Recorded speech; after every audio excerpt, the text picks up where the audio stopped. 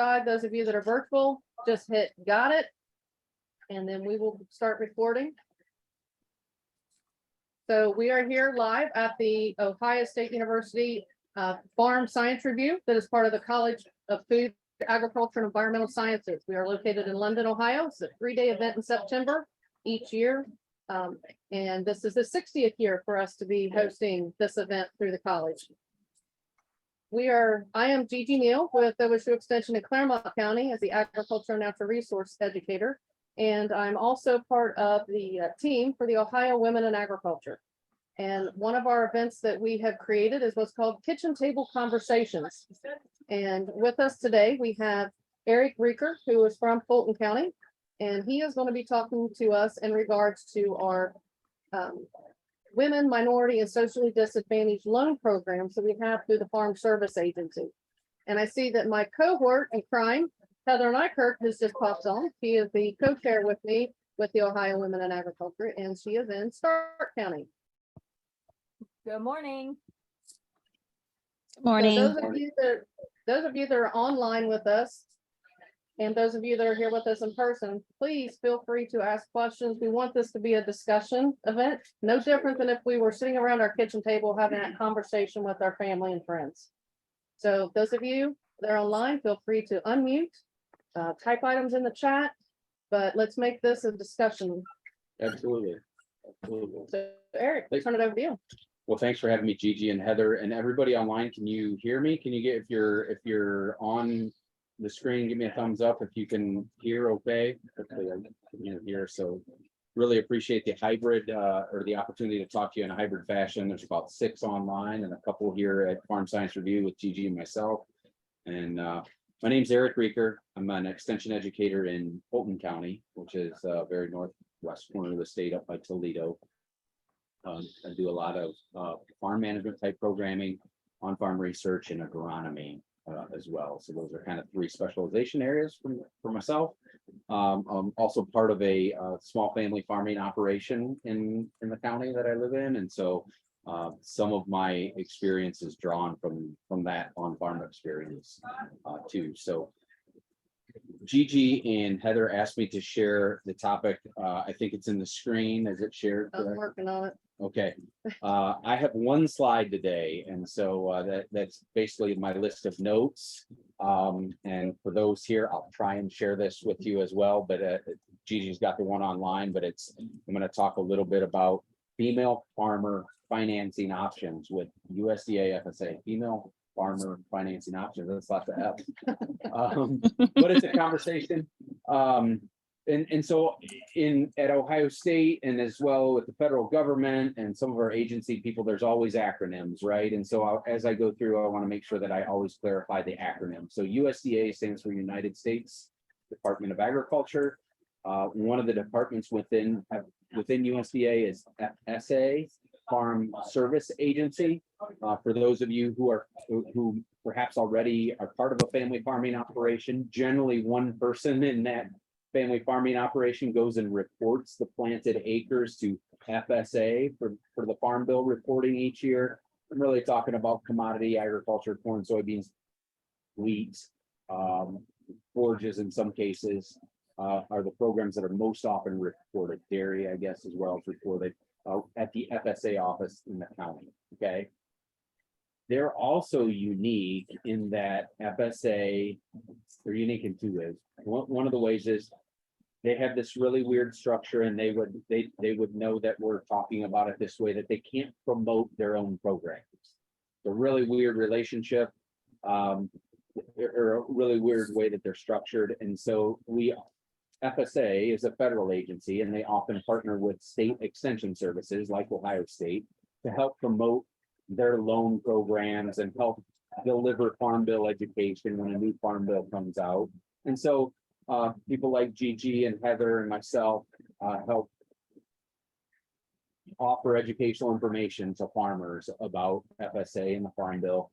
And today we're going to be talking about the female farmer financing option. So I had 2 ways that they were unique, both in that they can't, in that they're unique in that it's hard for them to promote they're not given a lot of latitude to promote their own programs, but they're unique also in another way in that they have farm loans. And so, or they have a farm loan team. And so if perhaps there are some constraints with traditional financing at a local lending institution, they're often, they have opportunities for farm storage loans, for operating loans, for beginning farmers, and then also for socially disadvantaged folks. So the two biggest programs that FSA offers for female farmers are the two that are going to be on the screen.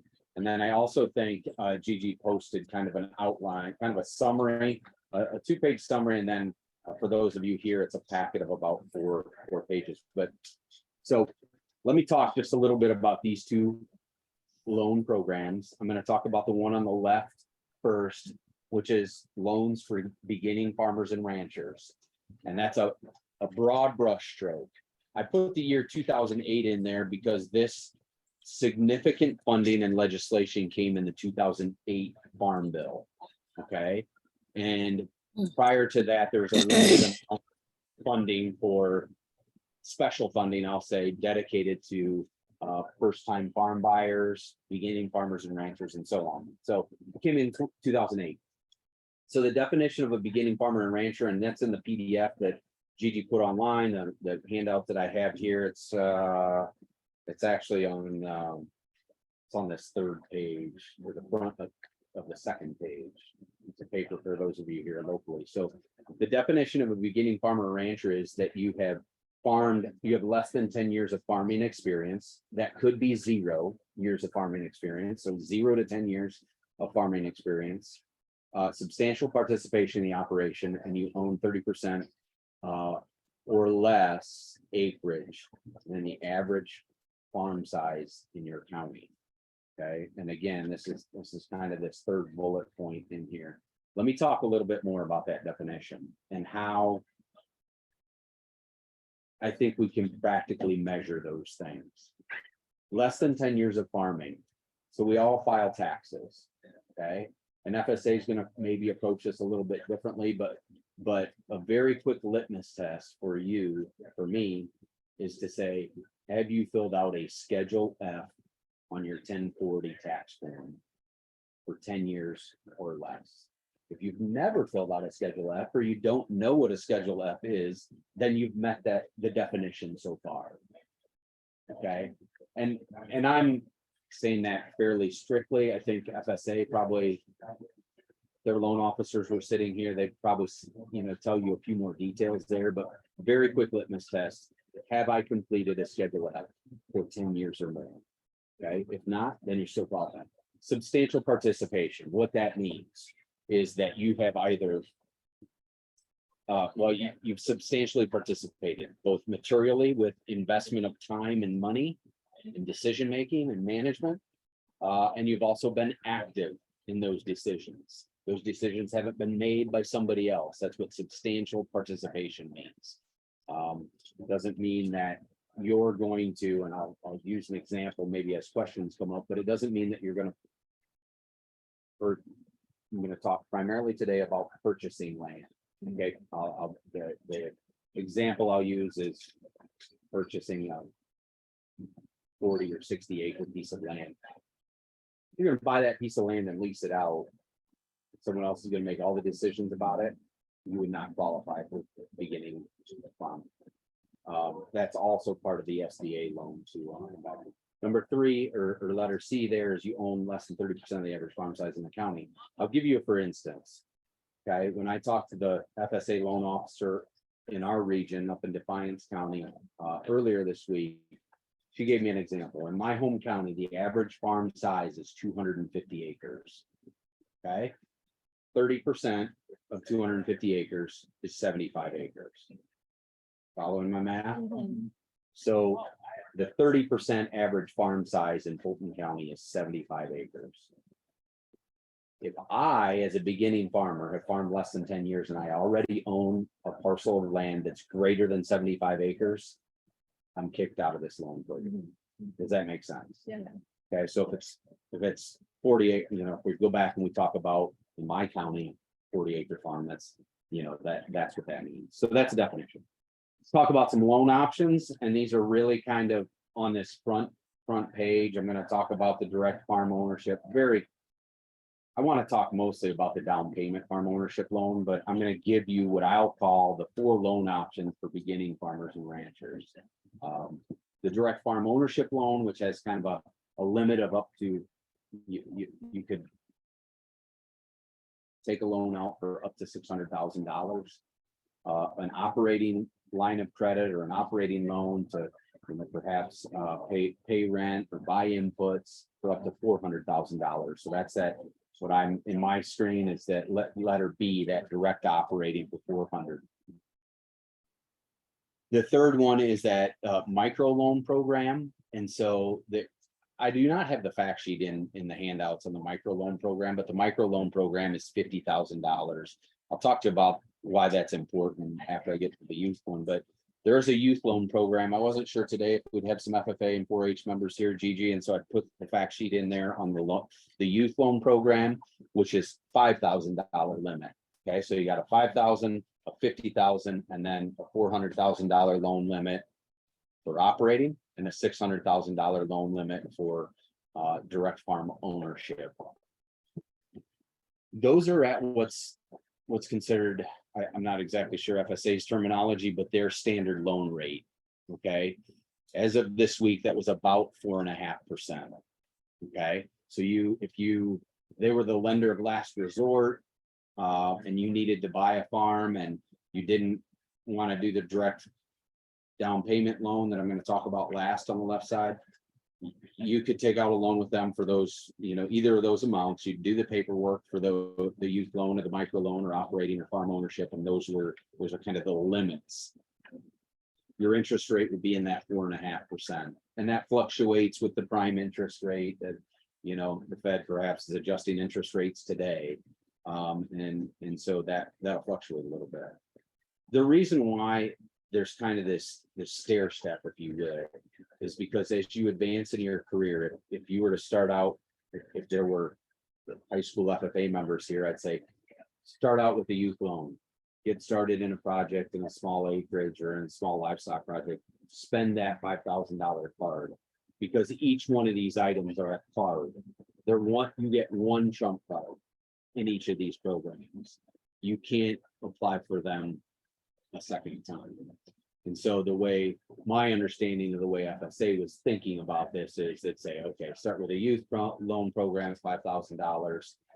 Some of us in this conversation are not youthful. I mean, Gigi's youthful, but may not qualify for that youth loan. So then the second step will be that micro loan. So maybe it's something you need a small utility tractor, or you have a 10-acre parcel that you could buy, and you start there with that micro loan. You spend that card, so to speak, and then 5 years later, something else perhaps bigger comes up, and then you would spend those other cards, if you will. Does that make sense? Yeah. So that's kind of how that left-hand side, the loan options there work on a first-time farmer or rancher. These are. And Eric, if anyone has questions about youth loans, Oh. I have done that with. It is a fixed interest rate. That's a great question. The question was here in person, the question was, is that 4 to 4.5% annual percentage rate, is that locked in? And the answer to that is yes. On the farm ownership, I believe it's a term up to 40 years, whereas the micro loan is 25 years, and you can see some of these terms on this front sheet. Wendy, if you're looking at them. Whereas the operating line is anywhere from 1 to 7. You can get an operating loan for that term, but it's fixed for that amount of time, as I understand it. Great question. Hey, Eric, this is Heather. I just wanted to share with everyone, if you have specific questions about the youth loan program, my daughter, this is her second year in the youth loan program. So she chose to get a youth loan through FSA to purchase her first heifer to establish her beef cattle herd for that. So if you have specific questions, I can help address that, not just as an educator, but as a mom. So if you have children or young ladies or gentlemen who are looking to invest or get started, the youth loan, Eric is right, is a great opportunity to kind of get some basic information there. I know some former ag teachers, Heather, have encouraged that program. You know, that's what's been kind of neat about that youth loan program. It's kind of a entry level through the process, and it's geared for it's less than 18-year-old. It's youth loans, but it can be used for livestock projects and small crop projects. So don't hesitate to put more questions in the chat box. I don't see any right now, so I'm going to go on to that kind of last bullet point on the left side. And I keep flipping this around. I'm going to talk about what is starred. All of you in the scan that you got online, or the one that you're looking at in here in person, is frankly the best loan next to the SDA loan, and the SDA loan is written very much like it. So I have started on the PDF document that you have in your hand. It's called the Direct Down Payment Farm Ownership Loan.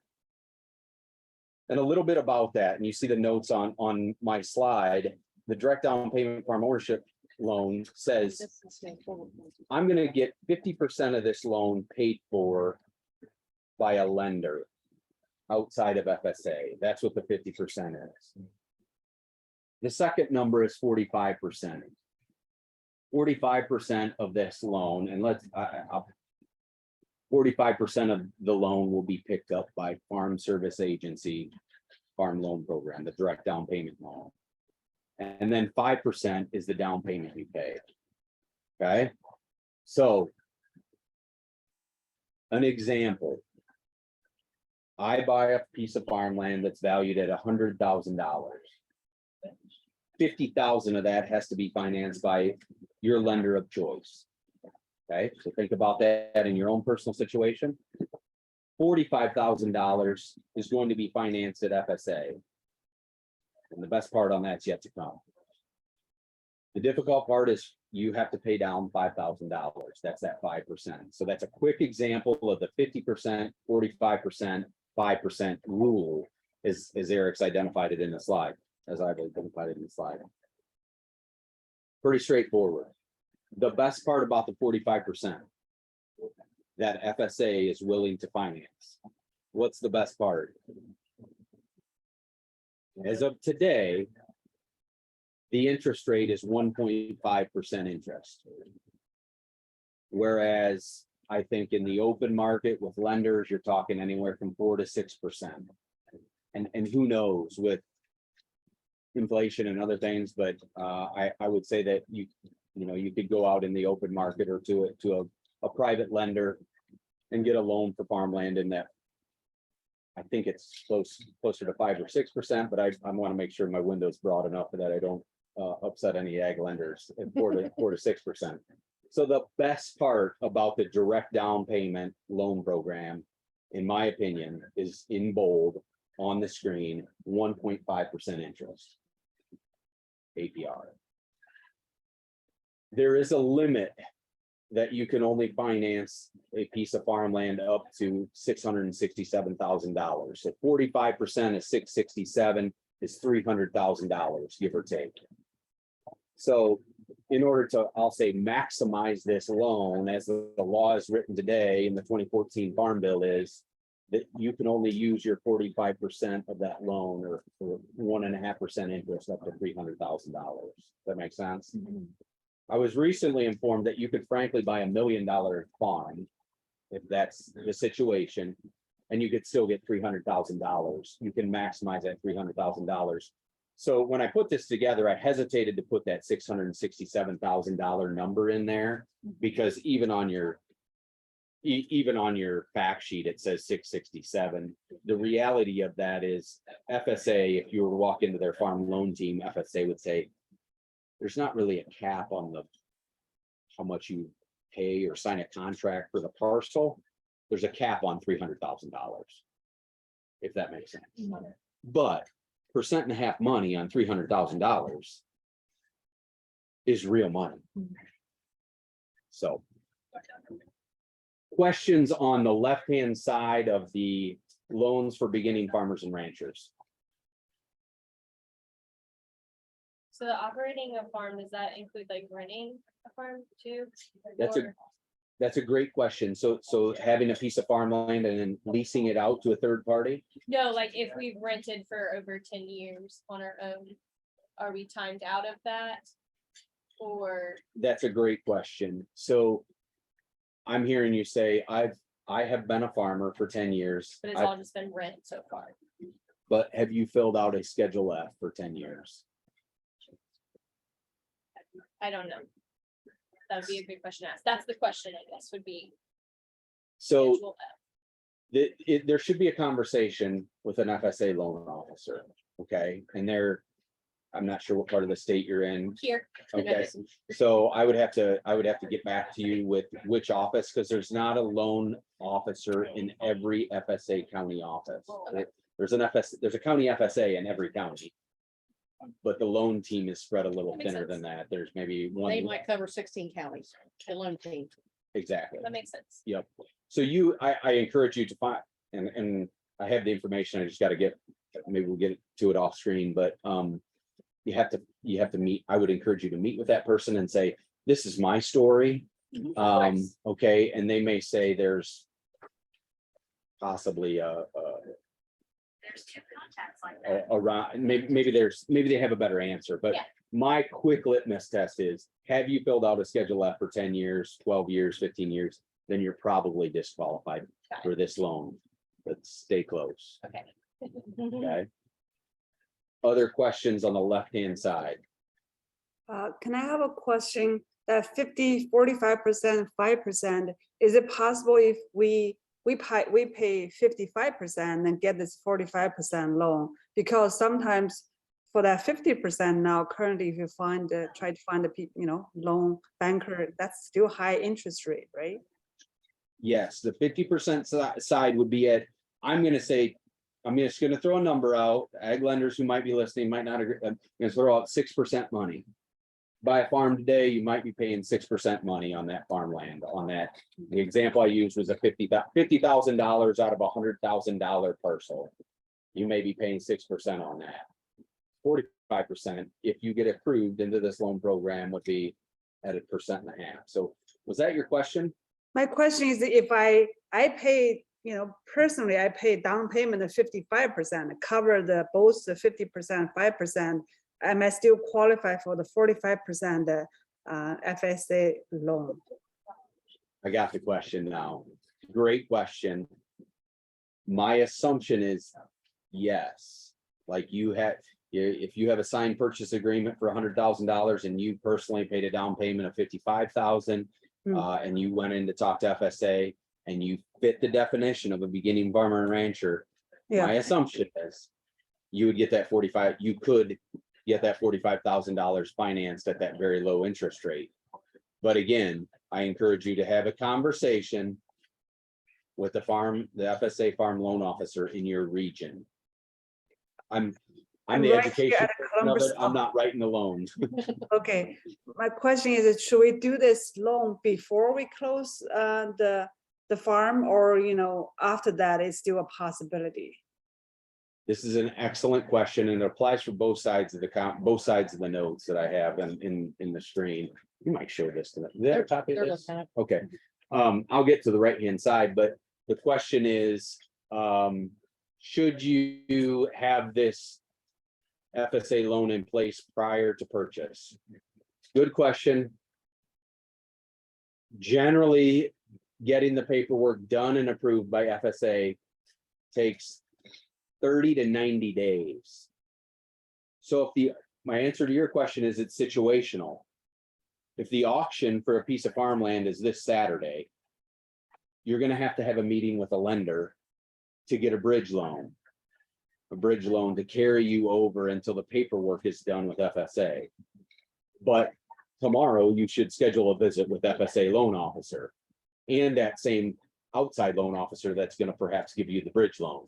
Okay, so both conversations have to be had. This is a great time to tell you about a call that I had in our extension office a week ago Monday. Young female farmer calls in and says, I have an opportunity, I'm going to an auction. on Wednesday of that week, 2 days from our conversation. I just found out I was denied the beginning farmer and rancher, but I thought I qualified. What should I do? And we kind of talked about how long it takes. And we talked about the fact that you need, if it's a short lead time, if the neighbor approaches you tomorrow and says, we would like you to buy this as a first-time farm buyer, you're gonna need a bridge loan. There's no way around it. FSA will not get that paperwork done in a day, a week, or perhaps even a month. I have been generally saying 90 days. So go have your visit, get it done ahead of time, and get pre-approved. Even if you're pre-approved, I have heard of some situations where there's still a bridge loan, which usually just involves some fees and a little bit of interest. But let me go back to the bolded and underlined number on my slide. Mhm. That extra effort with FSA is worth the 1.5% money. And I can run the numbers for it. I mean, it's very clear it's worth it. So great question. You can't get accepted for this loan overnight, should be the takeaway.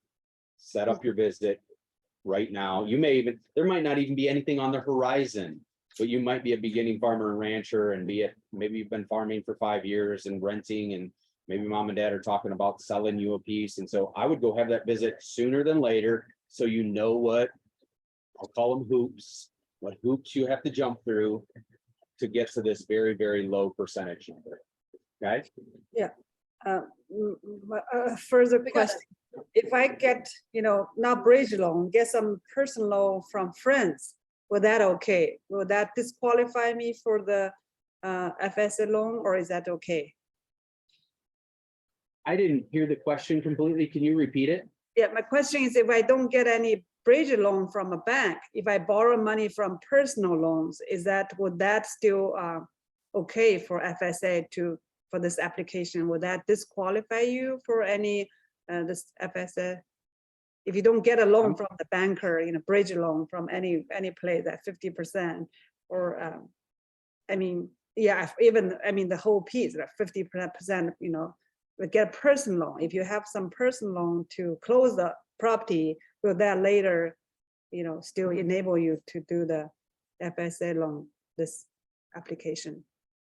That's a great question. And I would say that's far enough into the details that I'm not comfortable to answer that question for you. Okay. That would be after you visit with that would, again, I encourage you to visit with an FSA loan officer sooner than later. Okay, because I know I don't know how far a purchase agreement goes. Let's say back to that example I've been giving, $100,000 farm loan or parcel that you purchased. Perhaps the purchase agreement will do that, but I'm not at liberty to speak on FSA's behalf to answer your question. Okay, thank At a you. minimum, you need a purchase agreement drafted by a lawyer or a real estate agent. This should not be a contract written on the back of a napkin. Well, we already have the contract. We're closing on October 11th. So this is where I encourage you to schedule a visit with an FSA loan officer. What county are you in? I'm here in Columbus, so Franklin County. Franklin County. We'll have to follow up with you and see if we can help you find the loan officer that's appropriate. That'll So be great. Yeah, Can you put your email in the chat so that we can follow up with you? sure. Thank you. I'll start to look right now since I'm monitoring that. So if she gets. your Okay, email. that's Heather. She's gonna look. okay, thank you. Heather, Heather. you also had a question in the chat. I did. I So just the asked- question, Yeah, go ahead, Gigi. the question is, in the news. Hang on here. The chat slid on me. In the news this morning, there is continued talk about raising interest rates again. Any idea how this may impact these types of loans? That's a great question. The loan that I talked about on the left-hand side, that is approximately 4.5% interest rate. That could be affected. If you look at the interest rate, that loan could go up. I'm not sure if it'll go up in lockstep with if the Fed raises the interest rates 0.75 of a point. If it goes up 7,500s, that I don't know. What I do know is if you look in your document under the direct down payment farm loan, whatever those other direct farm ownership rates are, this direct down payment, this, what I've been referring to as the 1.5% interest rate loan. You're looking at rates and terms, it's always 4% less than that other loan, that direct farm ownership. So let's say, with a floor of 1.5. So let's say a 4.5% loan goes up to 5.5%. What's 5.5% minus 4? 1.5, is that above the floor? It is the floor. So I think if the Fed raises, my perspective is if the Fed raises the interest rates 1% today, up to 1% today, yes, it will affect the direct farm ownership loans. There'll be a little bit of a tail on it. I don't know if that'll happen today, but perhaps in the next adjustment period, in the next, I'm not sure if those loans are adjusted. No, they're new applicants, it'll be adjusted because the rate you locked in, if you had a loan 2 years ago, that's a fixed rate. So that won't change, but this would affect new applicants. I gotta be clear how I say that. This is gonna affect new applicants, but I'm not sure as it's the Fed's gonna adjust interest rates enough to raise that 1.5% interest rate. And I think ultimately that might be what your question is. So let me jump to the other side and then we'll kind of flush out all questions. And I encourage you to keep putting questions in the chat, writing them down if you're here in person. But on the right-hand side of my slide, the second way, so a person in person here has suggested they might be timed out of the beginning farmer and rancher. So I want to talk about the difference between the beginning farmer and rancher loan and the what I'm going to call the SDA loan. So the right-hand side said loans for socially disadvantaged or SDA farmers and ranchers. This was brought in by the Farm Bill in 2014. The definition of a socially disadvantaged farmer, and it's in your fact sheet on the third page. An SDA farmer or rancher is a group whose members have been subject to racial, ethnic, or gender prejudice because of their identity as members of a group without regard to their individual qualities. These groups consist of American Indians, Alaskan Natives, Asians, Blacks, African Americans, Native Hawaiians, or other Pacific Islanders, Hispanics, and women. Okay. It's important that you understand A, that's the first part of it. B stays the same as substantial participation was on both sides of the equation. You still, you cannot buy that $100,000 piece of land and lease it out to somebody else. You have to be operating that farm or substantially operating that farm. And it can be in partnership with a spouse, with a parent. I mean, it doesn't mean you're the only person operating that farm, but you are substantially vested and participate in that farm. Okay. It also means you're filling out a Schedule F. Okay. What's not on that side? This is important for you to see. What is not on the SDA side of the definition that was on the left-hand side. And this is for all of you that are looking in the screen. When you look at these two definitions, Any of the years. doesn't have any of the years. So the way SDA loans are written is there is no 10-year statute of limitations. I've helped a person in county as a person who is retired from their first job, buy a farm and then farm it in this SDA loan. Okay, so there's no age in true biological age, but I've also helped another person who didn't qualify here. They were farming for 50 years, 12, 15 years, but the SDA loan does not have that qualification. They were farming with a spouse, in this side of the equation, I'm farming with a spouse. We've been farming for 15 years, bought a piece together, or maybe my spouse did before we were married. And now we have an opportunity for the next door neighbor's piece.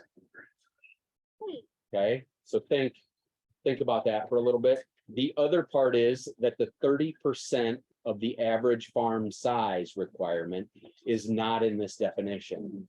Were you here when we talked about in Fulton County, the average farm size is, my example is 250 acres in Fulton County. Okay. 30% of 250 acres is 75 acres. Okay.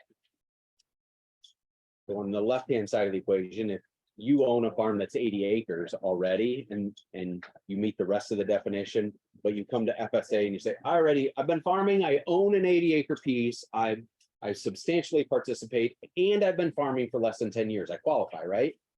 They go through and they look at the FSA looks at the data in your county level and says, nope, you're DQ'd because you own a farmland parcel that's greater than 30% of the average farm size in your particular county.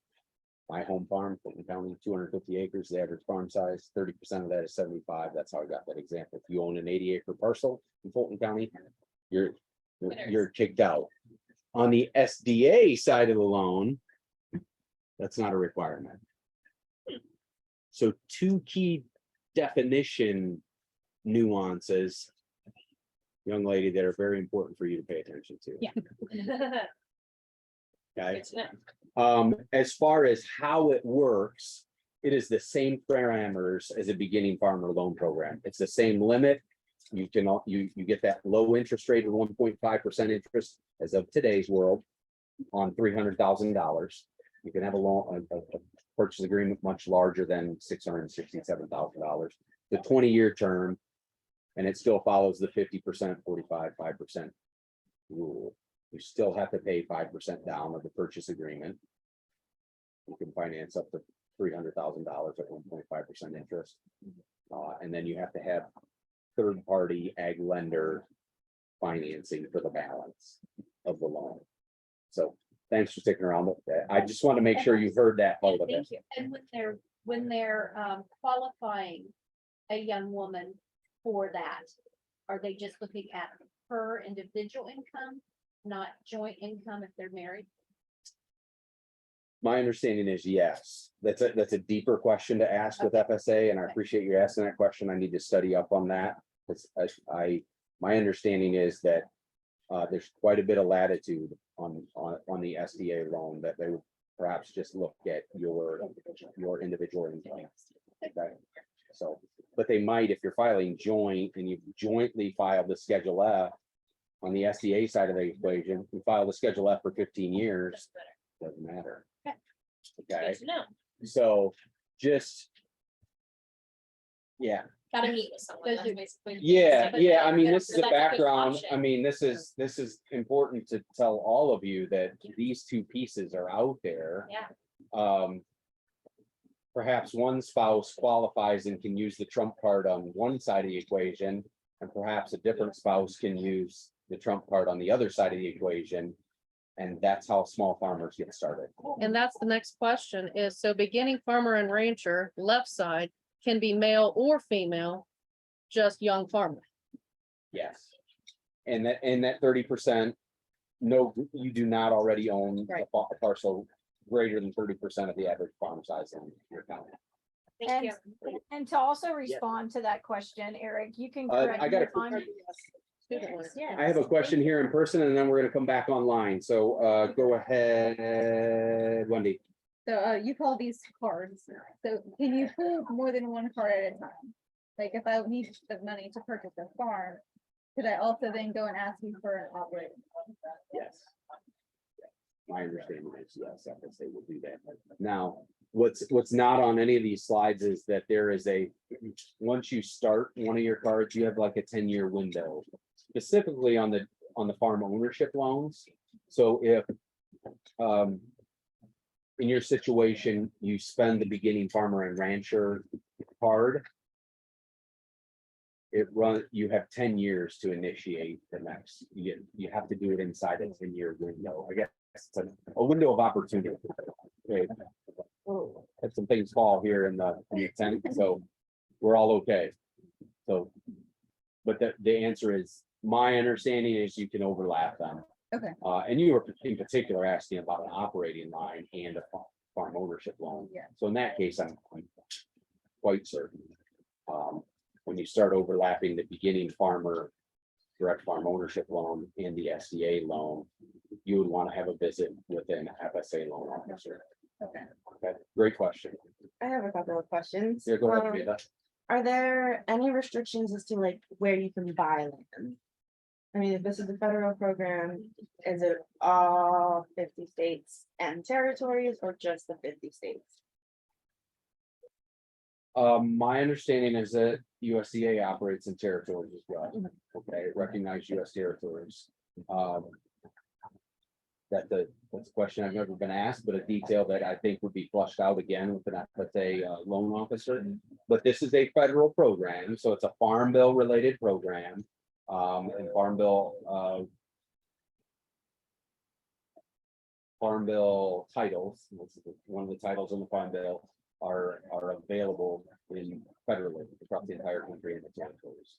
It's kind of administered, you kind of do the application here locally, and even though you might have to drive 2 counties away, we consider that local, but you'd have to apply in a local FSA loan officer, loan office. Good question. And then is there a minimum? Like, can I just get like a loan for like just 5 acres, or it's like the minimum, you have to at least have 10 acres to apply? Because I know there's a maximum, but I was just wondering if there was any. Yeah, it's a number amount. What I might say is that kind of fits into those early buckets of micro loans versus the larger direct down payment loan. You know, if you could perhaps spend that micro loan card first on a smaller parcel. But my understanding is that the loans for beginning farmer and rancher, these direct ownership loans that are on the screen, that could be for 1 acre, that could be for much larger. I think it comes down to, do you want to spend the card on where do you want to get the most value? Do you believe in your heart of hearts that you're only going to ever buy a 5 acre piece? Then in that case, you certain 1.5% is 1.5%. If you think that maybe this is 5 acres is a gateway to a bigger purchase, then you might consider that micro loan program, if that makes sense. Thank you. So yeah, I don't think there's an equal requirement, but I think when you start economically analyzing it, you're going to say, I want to get the biggest bang for the buck that I can And get. Here's a All thought right, too, question.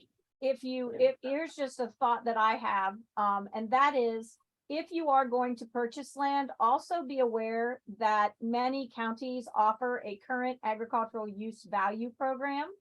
And so that requires a minimum of 10 acres. So if there is a house and barns on there, you know, roughly an acre usually will be deducted from that. So if you're purchasing 10 or more acres, or can show a profit of that, you can receive a agricultural use variation in your property taxes. So not to say that you should go into that with that expectation, because you may be able to finance an acre or 5 acres and show enough of a profit to also qualify for that.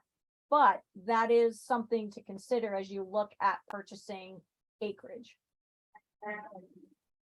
And that was called the CAUV, current agricultural use value. The way It's through your auditor's office. generally that follows, I mean, with some paperwork that follows the parcel. Pretty the farm simple, parcel yeah. if you purchase it, but that 10 acre minimum is important to think about. They're somewhat in two different property taxes, and FSA loans are somewhat in different buckets, but it all works together. Other questions? I have a question on this substantial participation. Can you delineate more on that? What that means, like ownership, large and some percentage, or time spent on how that is evaluated? That's a great question. The question was, can you elaborate more on substantial, what is meant by substantial participation? And so a lot of times FSA will say, well, are you operating the equipment? Are you making decisions, management decisions, production decisions? Are you deciding? Are you making decisions about what seed, what fertilizer, what cropping plan or cropping system plan is being put into place? And then are you helping execute that plan? And they don't expect you to do every part of that plan, like that, they're not expecting you to do 100% top to bottom. And you can still custom hire some things, like if you are in row crop agriculture producing corn and soybeans, you may perhaps hire somebody to spray your corn and beans, or do some tillage, or do some planting. But you're making the decision as to who does that and kind of how they do it and what seed or what chemicals they use. So that's, and then you're also paying for those inputs. So hopefully that answers the question. The other thing I would say is you can purchase a piece of farmland and go into a sharecropping lease arrangement. Okay, where some, perhaps someone helps you with some equipment, and you split the input costs and you split the revenue. Sometimes we call that a 50-50 sharecrop lease arrangement. That is considered substantial participation. You're providing the land, you're helping, the other farmer put the seed in the ground, make some decisions, helping at harvest. You're doing the bookkeeping, the record keeping, and the taxes. That's also considered substantial participation. Thank you. If I still have a 9-to-5 job, then I'm doing this, acquire the farmland and do all that decision using some contract service or lease sharing service. So that's all okay, right? Yeah, lots of people execute this beginning farmer and rancher loan or socially disadvantaged loan and have a day job. Okay. Absolutely. Yep, a lot of farming happens by moonlight or on the weekends. So Thank you. absolutely. Other questions? Eric, there was a question yesterday if somebody came through and they wanted to know about facilities, if there was a way that they could get a barn and put in different types of facilities and that nature Yeah, with frankly, this program. yeah, that's a great question. Yes, it can be used to purchase a facility. I mean, it can be used to put up a pig barn. It can be used to, poultry operation.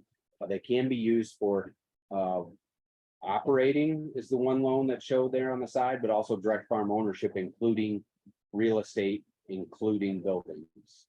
So if that's, I talked mostly on the crop side of things today, and called me on that a little bit, but it definitely there's livestock buildings and operation opportunities through these loans. Good question.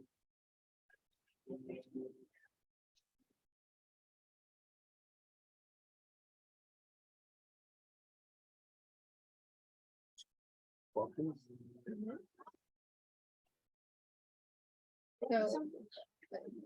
in our, Any other questions? I'm a 51% owner of a farm, which is, we only own 5 acres, so these are houses, but our farm, which is we bale hay and I raise horses. So my husband is 49% owner. Would I still be eligible for the woman's, because I'm not 100%? I would check it out. I would. You're talking about purchasing a bigger parcel, perhaps? Yeah. I would certainly check it out. So You've been farming more than 10 years, then it kind of kicks you to this. If you and your husband have been farming for more than 10 years, it kind of kicks you to this other side. Or to this disadvantage side. I think with our farm name and our partnership has been like 3 years. So we're still. We're checking out both of them. An FSA, again, further into the weeds, they will ask you, or, they'll help put you in the right bucket. And they kind of. That's when I looked online, it looked like I had to fill out all these forms first, and it was kind of overwhelming, like not even sure which one I should be applying for. So I can go ahead and just meet with an officer first. I strongly encourage an in-person visit. And I'm not sure they'll give you hard copy applications. That to me would make it easier, but it's probably an online process at this point in time. But at least to know which forms to fill out would be really Absolutely. less overwhelming. They're gonna probably, one of the first things they're gonna ask you is kind of a farm business plan, kind of how you intend to use it, a couple paragraphs on if you were to they're gonna first ask you if you have a parcel in mind, or if this is kind of off into the distance. And so if you have a parcel in mind and there's time to get the paperwork done ahead of time, or if you need a bridge loan, they'll kind of go through that discussion with you. But they'll certainly ask you about kind of how do you intend to use this farmland parcel? Are you personally gonna farm it? Or and I think the language on that is really important. One of the references I made to a person who called in over a week ago, they knew they were gonna be 50-50. She knew she was gonna be 50-50 with her brother. But in her business plan, she used the language, I'm going to lease it to my brother. So that's an automatic red flag in the FSA loan process. Because the business plan indicates that it's, you're buying it exclusively as an investment, leasing it out.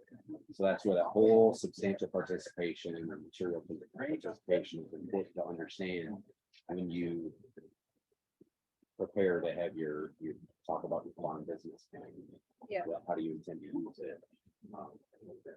And that there's less, I think there's less concern on the 49-51% kind of ownership of the existing land, and more, I'm going out on a limb, on my own, this is how we're gonna use it.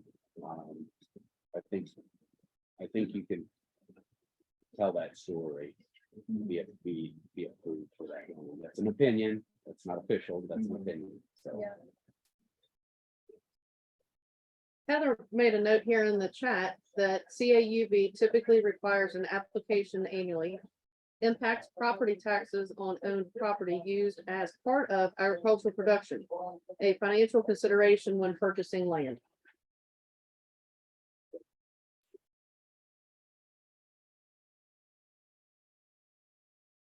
Oh, do we have any other comments or questions from in person or online?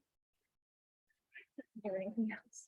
If not, we look forward to seeing you tomorrow for the Devils in the Detail with Bruce Clevenger, talking about that communication and record keeping aspect of being on that farm and being a better partner with that in that business opportunity.